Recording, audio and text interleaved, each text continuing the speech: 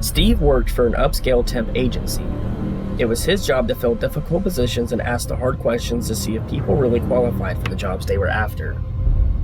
It was just another day at the office and a pile of folders had piled up in front of him. His schedule was jammed with back-to-back interviews and his eyes were on the clock, looking forward to going home. He shifted a folder towards him, opened it up, and quickly scanned over the unfilled position at Domico Veterinary.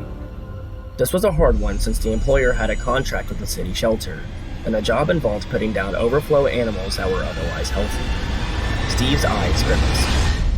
He hated having to fill this position, but he hated more that this position even existed in the first place. Most people know that animal shelters help animals, but what a lot don't know is that they often shut down on Mondays to euthanize any unadopted ones. Euthanize is another name for kill. It's not something they want to do, but otherwise they won't have room for new animals coming in. Steve always felt bad on Sundays since he knew it was the last day for a lot of desperate dogs and cats. In a way, he hoped by not filling this position he would save some animal lives, but he also knew that he was just dreaming rainbows and that it had to be done. Steve looked up as Nancy entered. Nancy was around 30, with long blonde hair and a nice smile. She didn't really look the nerves of steel type, but Clark hoped that this time around, looks would be deceiving. He motioned for her to sit down.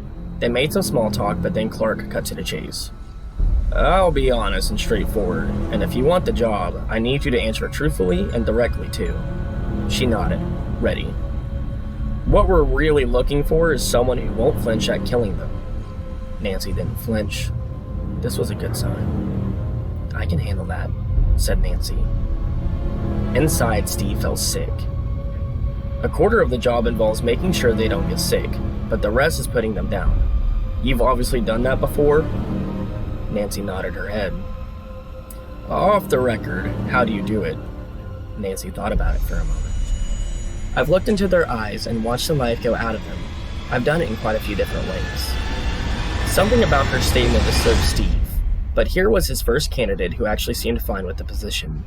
She looked around nervously, not sure if she could continue, but she did.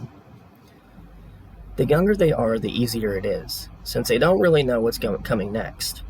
The older ones can sense what you want to do, and put up a struggle. I always, of course, try not to do it unless I really, really have to. I'm sure it must be hard, empathized Steve. It is, but I'm really good at what I do, and I'm discreet, she said.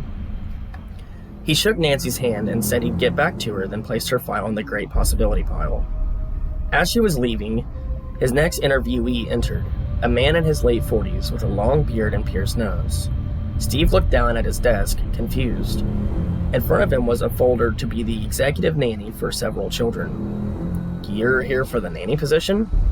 No, chuffed the bearded man. For Domico Veterinary. Steve immediately hurried out of his office towards his assistant. The woman who walked in here, what position was she here for? The nanny position. That was Nancy James. She comes highly recommended, said his assistant. Nanny position? Hi, if you made it this far, this is Eat Setsunagi, the narrator for my third one take.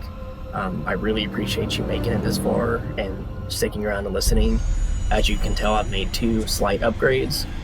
Well, 3, technically. I turned off my fan in the background, as requested. I apologize about that again. I've added text on the screen. It's not completely black anymore, but I kind of like the feeling it gives me. Just nothing there. You don't know what to expect. You don't know what's going to pop out, what's going to come next. And I don't want to follow the crowd of everyone having like the same looped GIFs or images, whatever.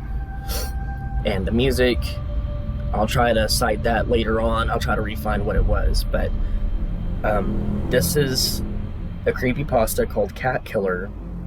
I couldn't find the author, and again it just says, this article uses material from the Cat Killer article at Wikia and is licensed under the Creative Commons Attribution Share Alike license. Once again, thank you so much for listening to this. I really appreciate you guys, and have a great one. Alright, bye.